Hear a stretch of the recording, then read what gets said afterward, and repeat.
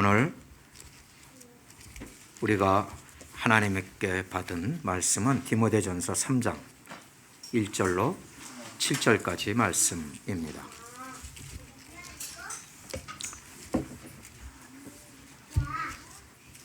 자, 하나님의 말씀 여러분들은 눈으로 따라 읽으시면서 이 말씀이 어찌 우리에게 은혜가 되고 감동이 되겠는가 하나님께 간구하며 들으시기를 바랍니다. 자, 하나님의 말씀 3장 1절. 미쁘다 이 말이여 곧 사람이 감독의 직분을 얻으려 함은 선한 일을 사모하는 것이라 함이로다.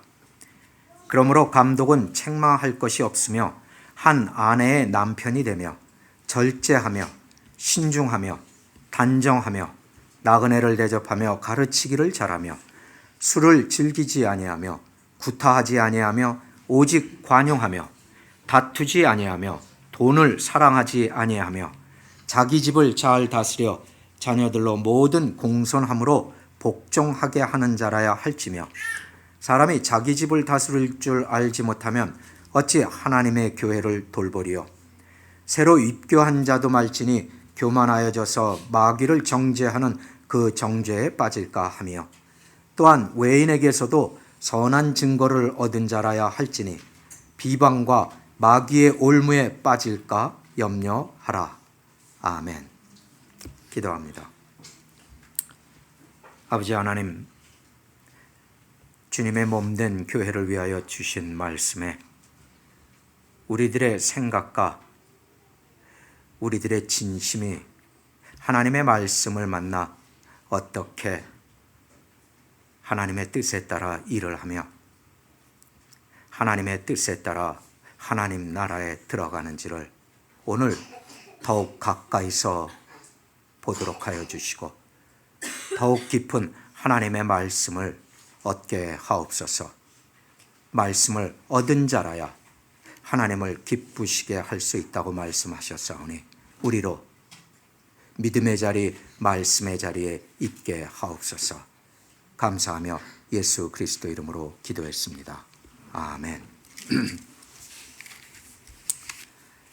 여러분은 교회에 다 오랫동안 대부분은 출석하신 분들입니다.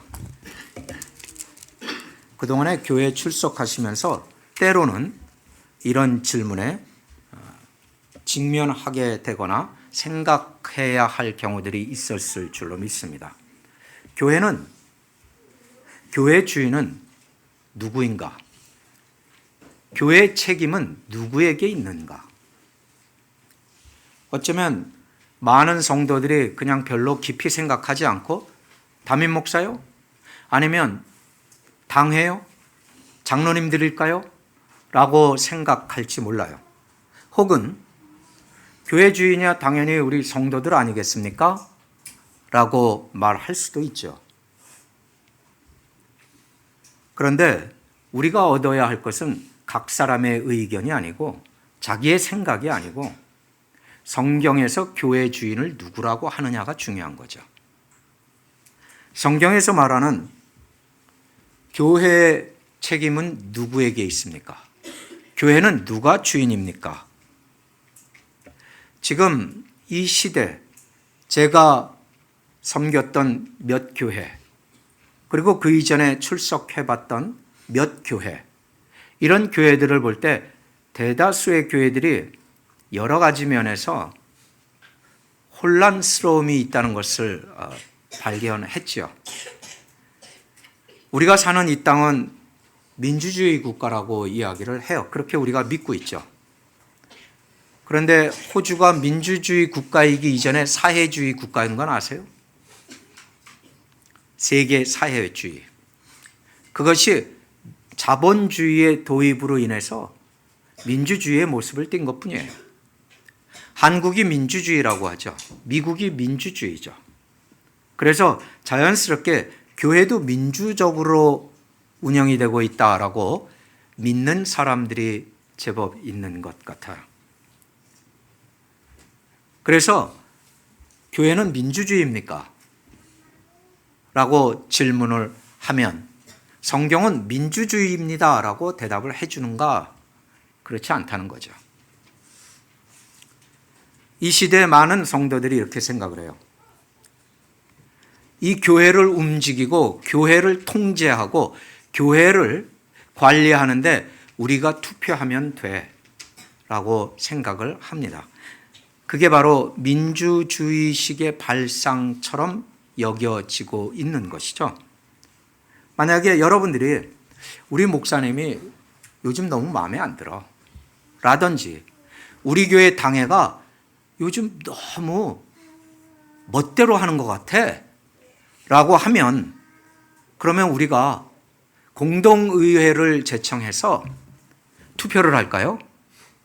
그래서 투표의 다수에 따라, 즉 다수의 의견에 따라 이것을 결정합시다 라고 하면 맞겠는가? 라는 데 대한 답이에요. 제 답이 아니고 성경에 있는 것, 그것을 오늘 여러분에게 전하는 거예요. 이와 같은 것은 현대적 민주주의고 사실상 2000여 년 전에 시작된 로마의 원로원의 스타일도 아니죠.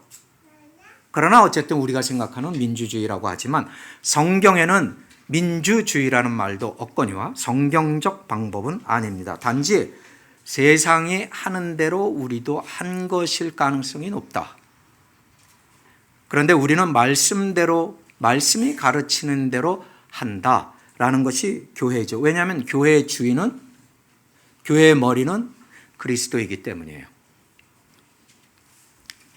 그러면 교회를 앞장서서 섬기고 돌보고 하는 이 하나님의 집을 돌보는 사람들은 어떤 사람들입니까?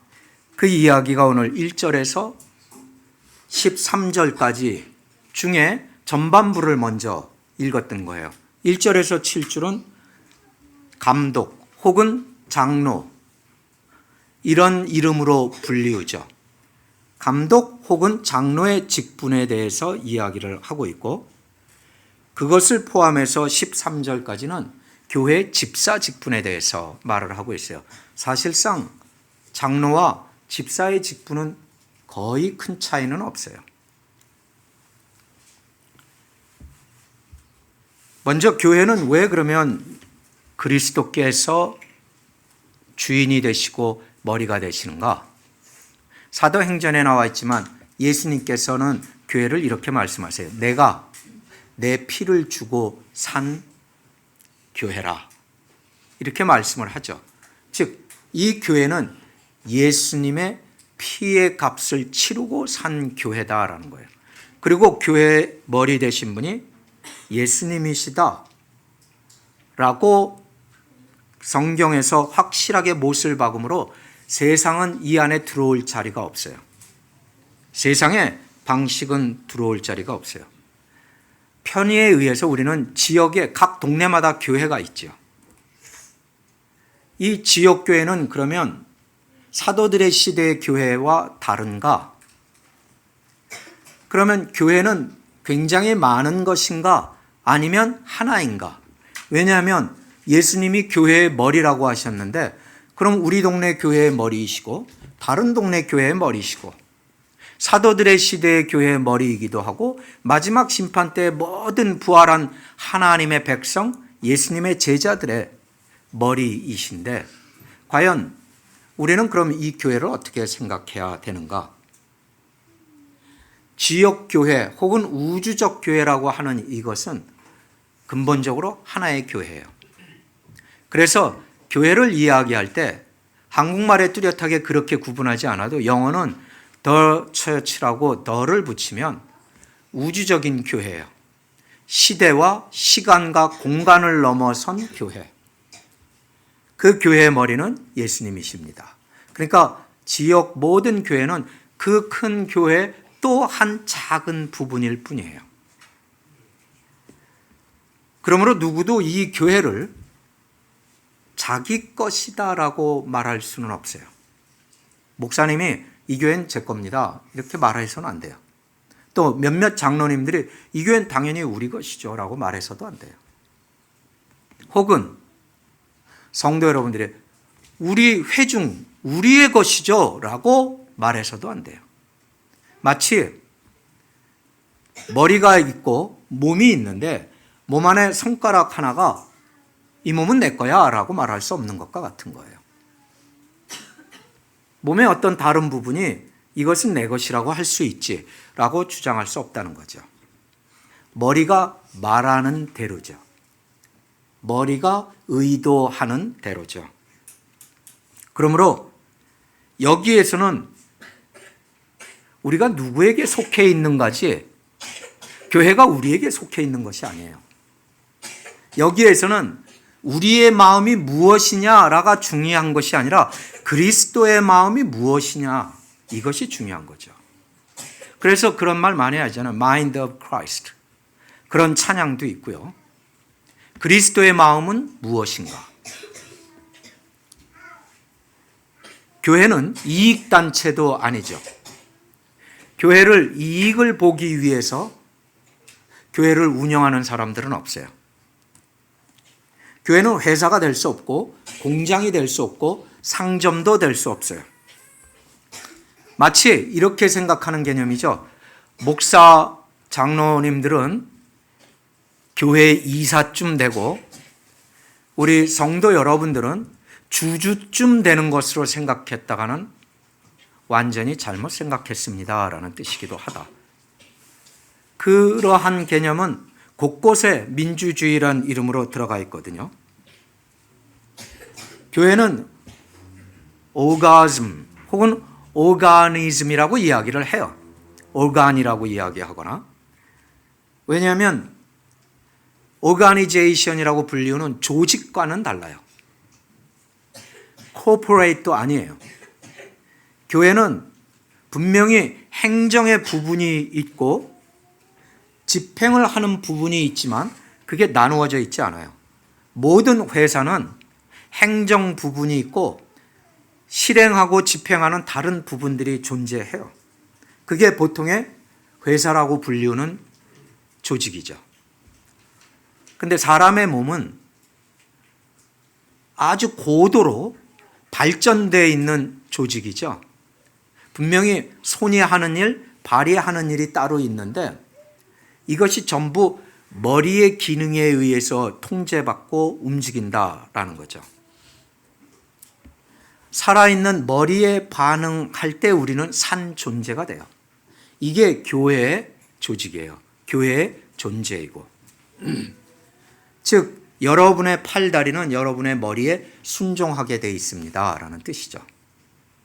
그래서 우리는 그리스도께 순종한다는 것이 당연하다라는 뜻입니다.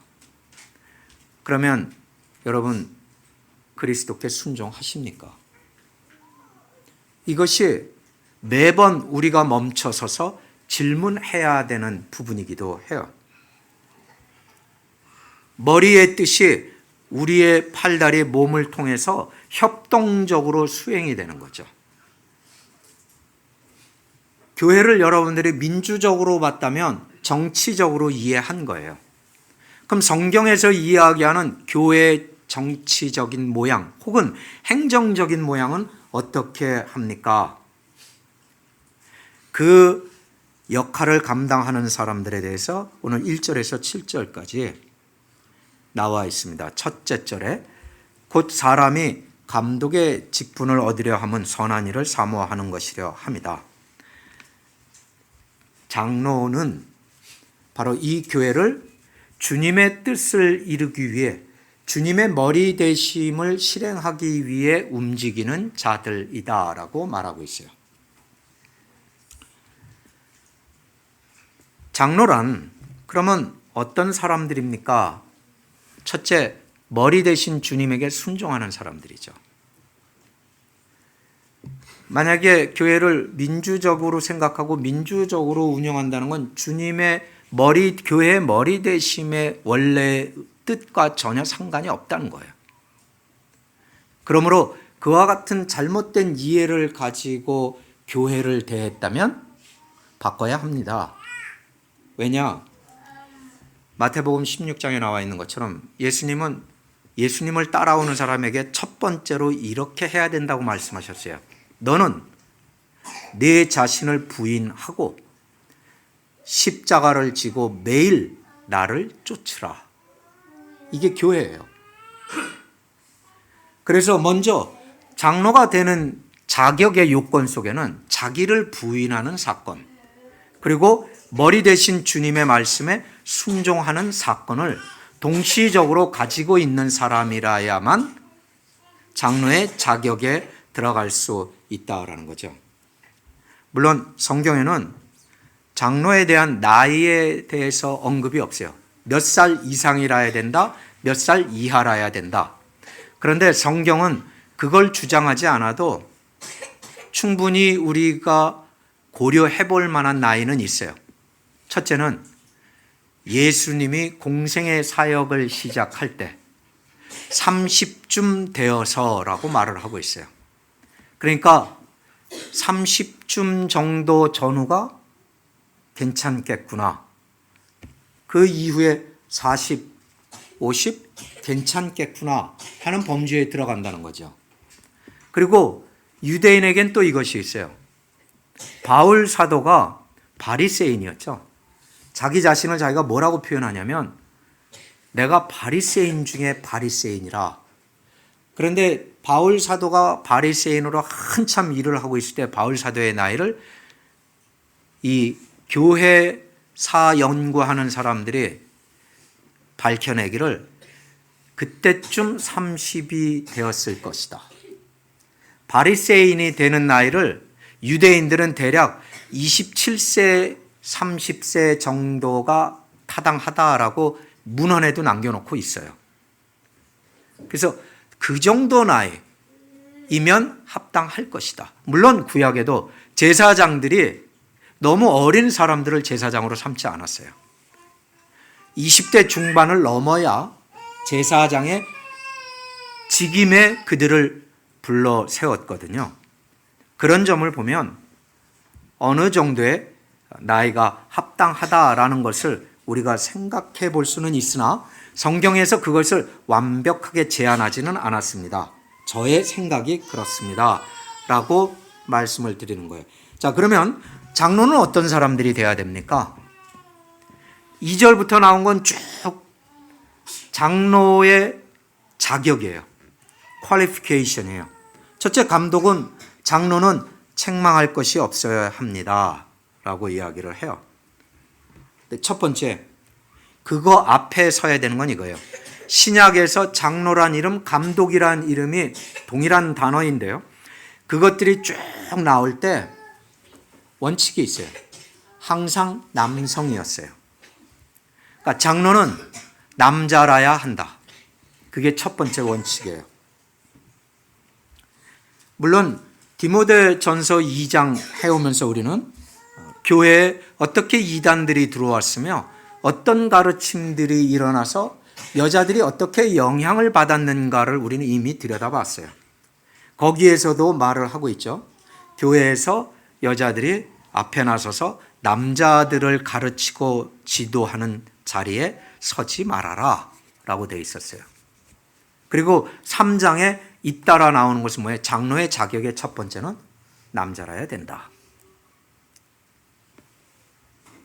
그리고 그 남성은 반드시 한 아내의 남편인 것을 강조하고 있어요. 그렇다면 장로는 한 아내의 남편이라야 돼요. 논쟁이 일어나죠. 그럼 제가 일찍이 이렇게 해서 이혼을 하게 됐는데요. 자기가 잘못했던 아니면 자기는 잘못한 것이 없던 그러다가 세월이 지나서 재혼을 하게 됐습니다. 이 경우에 아내가 사망하게 됨으로 해서 결혼한 것을 얘기하지 않아요. 중간에 이혼한 것을 이야기하는 거예요. 그런 사람은 어떻게 해야 됩니까? 일단 제외합니다. 제외했다고 영원히 제외해야 되냐 그런 건 아니에요. 그러나 중요한 건 이거예요. 여기서 이야기하는 한 아내의 남편이어야 한다. 이것은 중요한 것이에요. 우린 보통 혼인을 할 때 서약을 하잖아요. 계약을 하지 않고 서약을 하잖아요. 이 결혼에 대한 marriage vow라고 그러지 marriage promise라고 얘기 안 하거든요. marriage contract이라고도 말 안 해요. vow죠. 죽는 날까지예요. 그 선언이. 그렇기 때문에 여기서 이야기하는 장로의 첫 번째는 한 아내가 있는 남편. 두 번째 아내 뭐 이런 얘기가 아니에요. 뭐 앞에 그 사람하고는 이혼했기 때문에 그렇기 때문에 그렇게 해석하는 것도 지금 어느 정도는 제한을 넘어간 해석이 될 수 있다라고 말씀을 드리는 거예요. 그리고 장로에게는 마땅히 가르치는 장로의 자질이 있어야 한다. 그 말은 꼭 설교 그리고 성경 공부를 인도하는 목사님을 염두에 둔 것이 아니에요. 이거는 모든 장로의 기본적인 구성 요소인데 구성 요소가 장로는 가르칠 수 있어야 한다. 그렇기 때문에 우리 세상에는 이런 말이 있죠. 자리가 말하는 거야. 그 사람이 지금은 과장이라 그렇지 그 사람 부장시키고 이사시켜봐 다 해 그 일. 그렇게 하지 않는다는 거예요. 그 자리는 먼저 이것들이 다 준비된 사람이 들어가는 것이다 라는 것이죠. 가르치는 목사 그리고 설교하는 목사는 당연히 구분을 해요. 그리고 거기에 대해서는 5장에서 나오기 때문에 저와 같은 목사 이런 사람들에 대한 것은 5장에 나오기 때문에 5장에 가서 다시 제가 자세히 언급할 것이고 장로의 모든 이 퀄리피케이션에 대해서는 다음 주에 훨씬 더 깊이 자세히 들어가긴 할 거예요. 오늘 먼저 이렇게 장로에 대한 이야기를 하는 것은 뭐냐면 교회는 그러면 어떻게 예수님이 머리 되시고 교회를 인도하고 지키며 세워나갑니까? 장로들이 그 최전방에 서 있습니다. 라는 이야기를 해드리는 거예요. 그러면 여성들은 아무것도 할 수 없습니까? 할 수 있습니다. 그래서 우리 교회도 여성 전도사님들도 있었어요. 지금도 있어요. 단 여성 전도사님들은 여성들을 교육하고 가르치고 어린이들을 교육하고 가르친 일은 할 수가 있어요. 그리고 담임 목사님의 허락하에서 설교도 때로는 허락이 돼요. 그러나 남자를 가르치기 위해서 여성을 목사로 세우는 일은 없어요. 물론 장로로 세우지 않기 때문에 그렇게 될 수밖에 없는 거죠. 두 번째 요건은 뭡니까? 남자는 남자니까 뭐 그건 아무라도 남자는 일단 첫 단계는 통과했군요.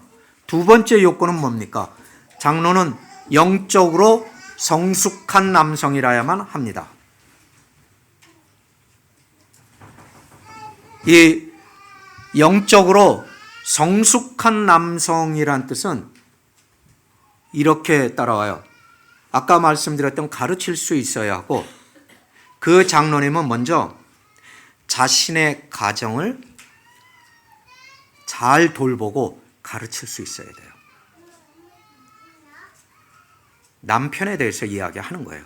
그러면서 장로가 될 그 자질과 자격 요건에 대해서 말씀을 하는 거예요. 그리고 그 장로는 반드시 장로가 될 사람은 개인적인 윤리, personal ethic, 이 개인적인 윤리 도덕이 다른 사람들에게도 인정이 되어야 돼요. 보일 수밖에 없다는 거죠. 거짓말 하지 않아요. 거짓말은 하면 처음에는 모르겠지만 결국에는 한 사람이 알게 되고 두 사람이 알게 되죠. 그래서 거짓말은 하지 않는 것. 그리고 그런 사람들은 보통 뒤에서 다른 얘기, 남의 이야기를 하지 않아요. 왜요? 좋은 결과가 나오지 않는 것을 우리는 살면서 잘 알고 있어요. 그게 자격 요건 중에 하나인 거예요. 그게 도덕성 아니에요? 그게 윤리죠. 그리고 장로는 한 교회, 지역 교회에 한 명이면 안 돼요. 항상 신약에서 장로라는 단어가 나올 때마다 늘상 복수였어요. 즉 2명 이상으로 명시가 돼요. 그냥 지금 한국말은 복수 단수가 애매한 경우가 많잖아요. 그래서 제가 지금 장로 이러는데 사실 그거는 복수의 개념이라도 무리가 없어요, 한국말로. 그런데 실제로 원래 쓰여진 단어는 언제나 복수예요. 그러니까 한 교회 장로님은 반드시 2명 이상으로 사역을 해야만 합니다라는 뜻이기도 해요. 그러면 장로들은 누가 뽑습니까? 굉장히 중요하죠. 장로들은 누가 뽑아요? 여러분들이 과거에 섬겼던 교회는 장로를 어떻게 뽑았나요? 투표했나요? 성경에는 투표해서 뽑은 기록이 없어요, 장로는. 장로를 처음으로, 구약도 그렇지만 뽑을 때에는 백성들이 원해서 하지 않아요. 사도들이 처음에 장로를 지목했어요. 안수 집사라고 생각되는 집사의 역할이라고 보여지는 7 집사를 뽑을 때도 어떻게 했어요? 지목을 했어요. 성령 충만하고 말씀에 능한 자들을 지목을 했어요. 사도행전 14장 23절을 보면 이 사도들이 지목을 했어요. 그리고 우리가 오늘 디모데전서를 읽고 있잖아요. 디모데 목사님은 그러면 어느 교회에서 안수를 받았을까요? 에베소 교회에서 받았겠죠. 그러면 에베소 교회 성도들이 목사님으로 위임했나요? 목사님으로 투표를 했나요? 아니요. 바로 바울 사도가 지목을 했어요. 디모데 목사님만이 아니라 디도서의 디도 목사님도 마찬가지였어요. 다른 복수의 장로님들을 사도들이 그렇게 지목을 해왔어요. 그리고 교회가 그것을 받아들인 거예요. 투표하지 않는다는 거예요. 우리가 투표하면 어떻게 될까요? 첫째, 우리들 중에 나하고 친한 사람 이름 쓸 가능성이 높죠. 내가 볼 때 내 관점인데 저 사람 괜찮은 사람이야. 이름을 기록하겠죠. 그런데 하나님이 보실 때는 어떤지 우린 잘 알 수는 없어요. 사람의 그 깊은 속을 알 수 있는 사람은 없기 때문이죠. 투표한다는 건 인기 투표가 될 가능성이 거의 언제나 존재해요. 그래서 지목을 해요.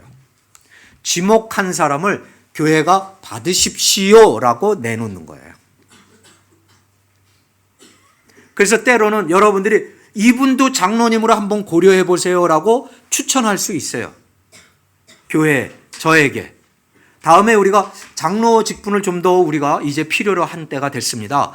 우리가 하나님께 물어보고 기도하고 장로를 우리가 창립합시다. 그러면 여러분들이 그 장로 후보자를 얼마든지 제시할 수는 있어요. 그런데 그 장로들을 심사하는 것은 어떻게 하나요? 100가지면 100가지의 질문지를 줍니다. 그리고 그 질문에 다 한 가지도 빼지 말고 답을 해야 돼요. 그 답을 가지고 와서 그걸 분석하고 거기에 따라 인터뷰를 해나가면서 하나씩 지워나가면서 그걸 통과한 분을 장로로 세우는 거예요. 그러니까 목사가 해야 하는 일은 첫 번째가 하나님 앞에 나가 금식하고 기도하는 거예요. 누구를 장로로 세우십니까? 하나님. 즉 장로가 되는 영적으로 성숙한 자들의 길을 이렇게 해 나간다라고 성경은 우리에게 가르쳐주고 있습니다. 라는 거예요. 왜냐하면 이 교회 주님이 머리 되신 교회다라는 것을 드러낼 수 있도록 하는 사람들이 장로님들이에요. 그들의 영적으로 성숙한 모양과 그 모양의 섬김에서 나오는 것을 통해서 이 교회의 주인은 예수님이시구나 하는 것이 드러난다라는 거죠. 세 번째 장로의 임무는 그럼 무엇입니까? 하나님의 양떼를 목양하는 거예요. 만약에 양떼 중에 한 양이나 두 양이 그 장로님들의 지도와 말씀에 순종하지 않으면 어떻게 될까요? 그 양떼에서 그 양을 용납할 수가 없죠. 왜요? 나머지 양떼들까지도 영향을 받게 되니까. 그래서 구약에는 그런 내용들이 여러 번 걸쳐서 나오는데 특히 대표적인 게 에스겔서 34장을 보면 힘센 양에 대해서 이야기가 나와요. 자기 의견을 강하게 제시하면서 힘센 양이 되어서 연약한 양들에게 자꾸 가서 받는 거예요.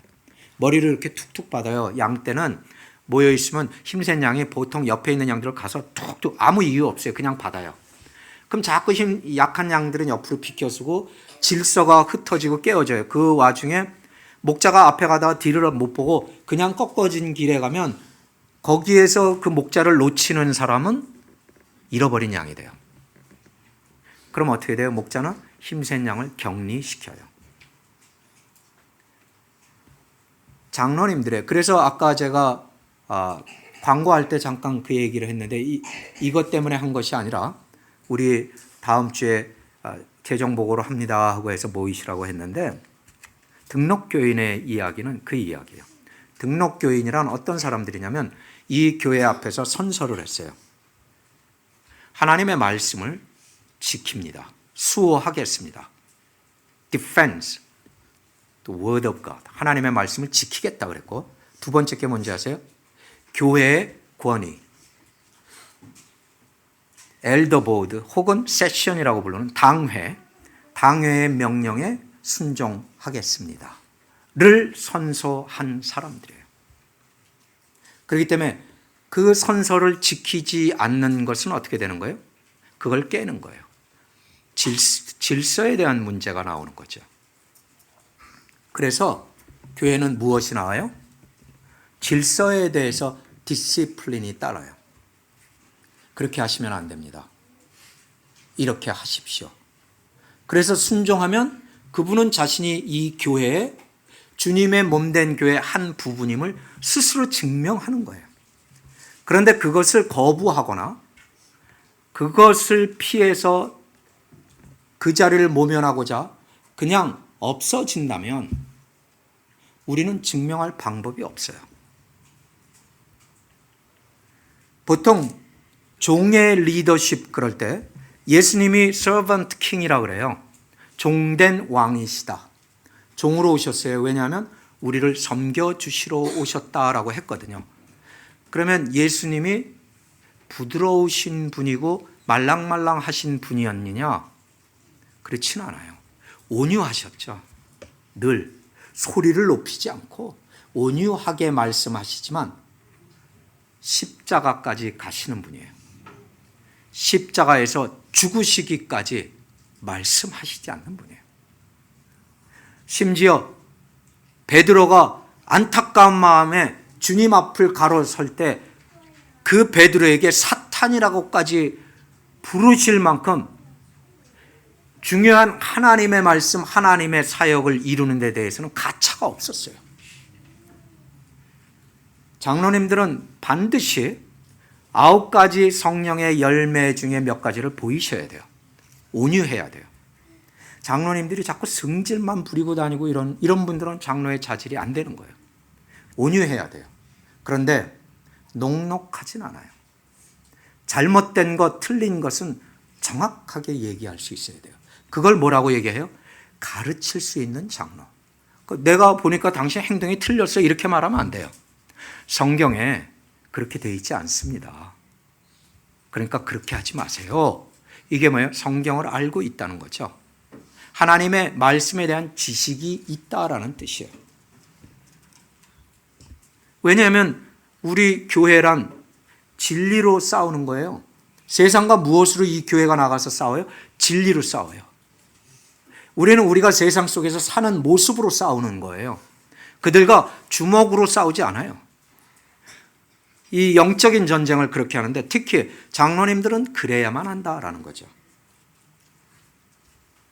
하나님의 양떼를 알고 하나님의 양떼를 인도하고 하나님의 양떼를 말씀으로 양육할 수 있는 분들이 장로님들이에요. 그러면 우리 교회 장로님들을 생각해 보십시오라는 거죠. 다른 교회 장로님들은 제가 모르니까 얘기할 바가 없습니다. 단지 과연 몇 분의 장로님이나 몇 분의 안수 집사님들이 말씀으로 논쟁을 할 수 있고 필요하다면 말씀을 가지고 나와서 짧지만 새벽기도 묵상 그리고 설교를 인도할 수 있겠습니까? 근데 분명히 성경엔 그렇게 쓰여 있거든요. 이렇게 쓰여 있어요. 2절 말에 가르치기를 잘하며. 이 잘한다는 건 아주 훌륭하게 뛰어나게 가르쳐라 그런 게 아니에요. 말씀을 정확히 알고 양이 성숙해지도록 인도할 수 있는 영적으로 성숙한 사람들. 가르칠 수 있다는 이야기는 5장에 가면 다시 들여다보게 되죠. 여러분 사도행전 6장을 다 기억하실 거예요. 7명의 훗날 우리가 집사라고 부르기를 좋아하는 그 7명의 일꾼들을 뽑을 때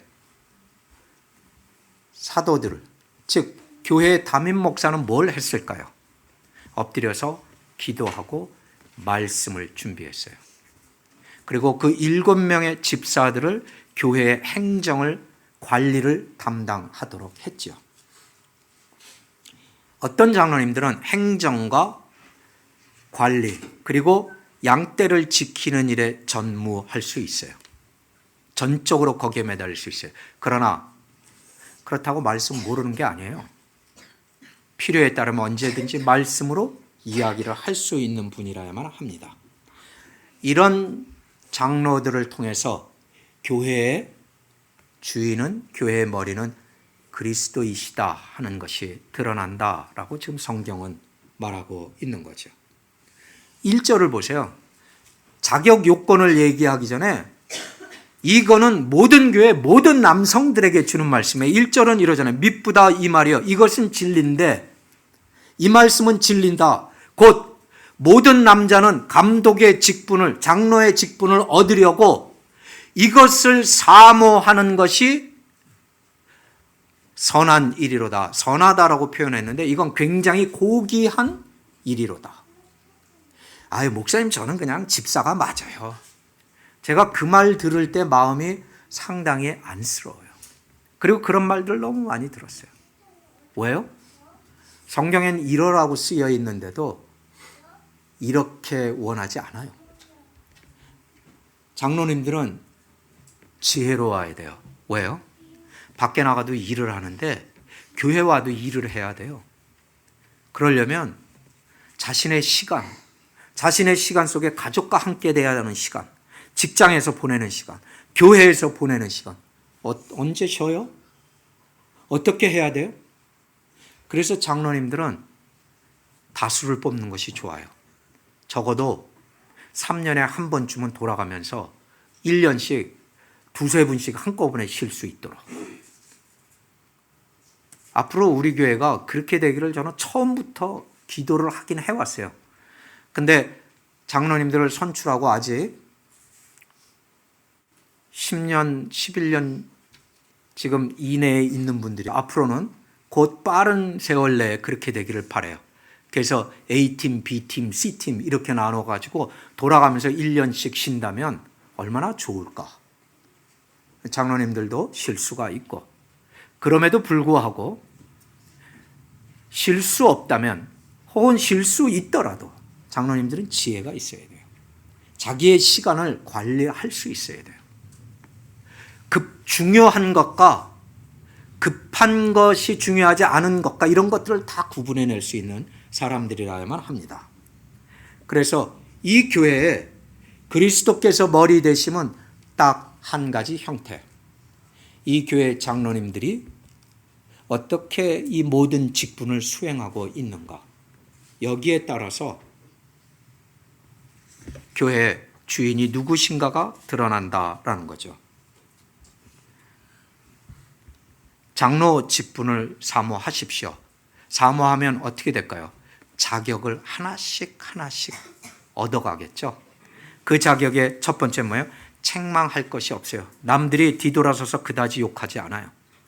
한 아내의 남편이 되고 이런저런 것에 빠지지 않아요. 절제하며 신중합니다. 남이 말한다고 따라가지도 않아요. 그리고 단정합니다. 나그네를 대접하며 가르치기를 잘합니다. 술을 즐기지 않습니다. 구타하지 않습니다. 그리고 많은 것들을 받아들여 줍니다. 받아들여 준다고 그걸 인정해 준다는 뜻은 아니에요. 제너러스하게 한다는 거예요. 관용하며 다투지 않고, 그리고 이것은 나중에 더 심각한 모양으로 나타나는데 돈을 사랑하지 않습니다. 여기에서 장로 되고 싶지 않은 분들도 있을 수 있다라는 거예요. 그리고 왜 장로가 되면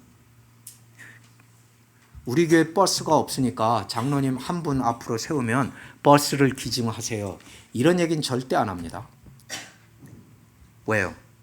돈을 사랑하지 않는 분이 장로가 돼야 되는데 돈을 안 버는 게 쉬울까요? 버는 게 쉬울까요? 그분에게 있어서. 이건 우리의 숙제죠. 돈을 사랑하지 않는다는 게 돈을 벌지 않는다는 뜻은 아니죠. 하나님 앞에 돈은 언제나 10번째라는 거죠. 2번째 아니에요. 10번째라는 거죠. 하나님이 돈을 벌 수 있는 시간과 때를 주셔서 벌었어요. 그게 나쁜 게 아니에요. 근데 그 돈을 사랑하진 않아요. 하나님을 잊어버릴 만큼. 하나님에게 마땅히 나의 드려야 할 시간을 가끔씩 적당한 선에서 빼먹을 만큼 그러진 않아요. 그를 통해서 누가 드러날까요?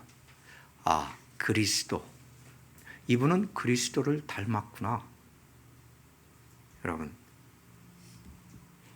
우리 교회 남성들이라면 나이의 고하를 막론하고 장로 직분을 사랑해야 돼요. 아까 제가 생각하는 젊은 장로라면 이 정도쯤이면 합당할 것 같습니다라고 생각한 건 제 생각이라고 말씀을 드렸어요.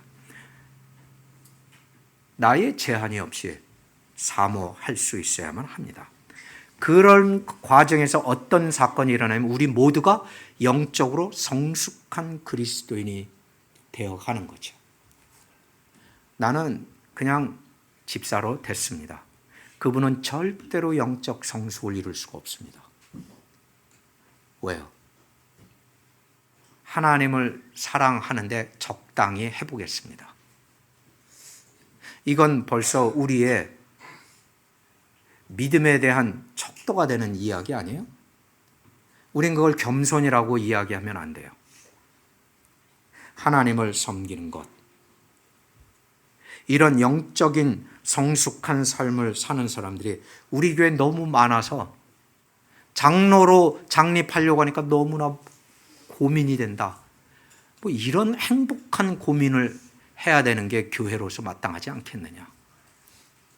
여러분들은 장로의 직분을 사모하시기 바랍니다. 여러분은 이러한 장로님들이 많이 나와서 우리 교회 양떼를 지켜주기를, 이러한 분들을 많이 보내주시는 하나님의 은혜를 사모하시기 바랍니다. 한 가지 여러분, 끝나기 전에 제가 질문을 할 거예요. 대답하시면 좋고 대답 안 하셔도 되는데, 여러분, 경제라는 단어의 영어 단어가 뭔지 아시죠? economic. economic이라는 단어가 무슨 뜻인지 아세요? 재정, 돈, 물질을 관리하는 것? 그렇게 생각하셨나요? 지금은 다 그렇게 써요. 그런데 원래 2000년 전에 economic은 그런 뜻이 아니었어요. 2000년 전에 economic은 본래 신약 성경이 쓰여진 그리스말 헬라어였는데, economic이라는 두 단어가 합성이 된 게 economic인데, 이코라는 단어는 지구를 살리자 할 때 쓰는 이코도 아니에요. 이 단어는 오이코노미아예요. 오이코미아. 이 오이코스라는 말에서 난 거예요. 오이코스가 뭐냐면 가정, 집을 이야기해요. 우리 집 그러면 오이코스라고 쓰는 거예요. 우리 가정 오이코스라고 쓰는 거예요. 그 오이코가 줄어서 에코가 됐는데 이코가 되면서 라틴어가 에코로 쓰기 시작해요. 거기다 두 번째 합성된 단어 노믹이라는 단어 노미엔이라는 데서 나는데 노미엔은 그 앞에 노모스라는 단어를 가지고 있어요. 그런데 영어로 여러분들이 성경의 각 책의 제목을 알면 성경의 5번째 제목이 한국말로 뭐죠? 신명기죠. 영어 제목이 뭐죠? 디트로노미죠. 디트로노미란 말은 한 단어가 된 건데요. 디트로란 말이 두 번째라는 뜻이고 노미란 말은 노모스라는 법이라는 말에서 나왔어요. 그래서 두 번째 하나님이 주시는 율법. 그래서 디트로노미가 된 거예요. 그 노미, 그 단어가 이코노믹의 뒤에 붙은 단어예요. 뭐예요? 가정의 법. 가정을 지키고 관리하고 세우는 법이 에코노믹이라고요. 우린 지금 그걸 어떻게 알아요? 전부 돈이라고 생각해요. 아이들을 키울 때 돈으로만 키웁니까? 그건 21세기 생각이에요. 그래서 여기에 뭐가 나와 있어요? 4절에 먼저 이 구절을 놀랍게도 띄웠는데요. 이렇게 되어 있잖아요. 자기 집을 잘 다스리는 자들이 장로가 될 수 있습니다. 자녀들이 도무지 부모의 말을 듣지 않는 막가파라면 이런 분들은 절대 장로님이 되시면 안 된다는 뜻이에요. 자기 집을 잘 다스려 자녀들로 공손하게 복종하게 하는 자. 자기 집을 다스릴 줄 알지 못했는데 어찌 하나님의 집. 우리를 교회를 뭐라고 불러요? 가족이라고 부르죠. 하나님의 가족. 여기에 필요한 게 뭐예요? 에코노미. 그와 같은 걸 실행할 수 있는 에코노미를 가지고 있는 사람들이 누구예요? 장로, 안수집사예요. 여러분은 이와 같은 직분을 사모하시기 바라요. 그리고 가정을 과연 누가 책임을 지고 이끌어가야 할지도 오늘 이후로 생각해 보시기를 바라요. 기도하겠습니다.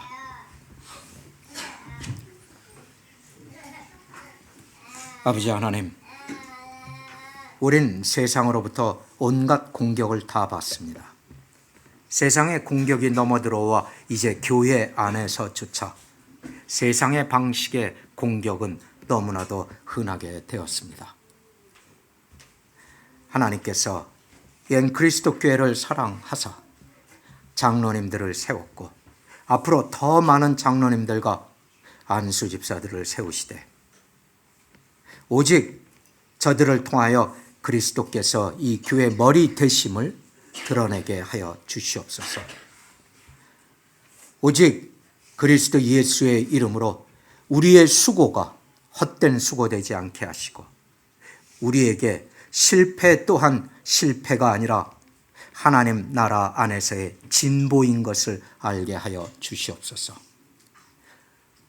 하나님의 말씀으로 하나님의 양떼를 인도하게 하시고 저들을 보호하게 하시고 지키게 하시고 하나님의 말씀으로 먹이게 하옵소서.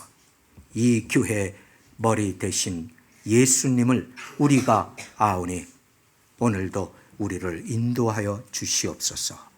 예수님 이름으로 기도했습니다. 아멘.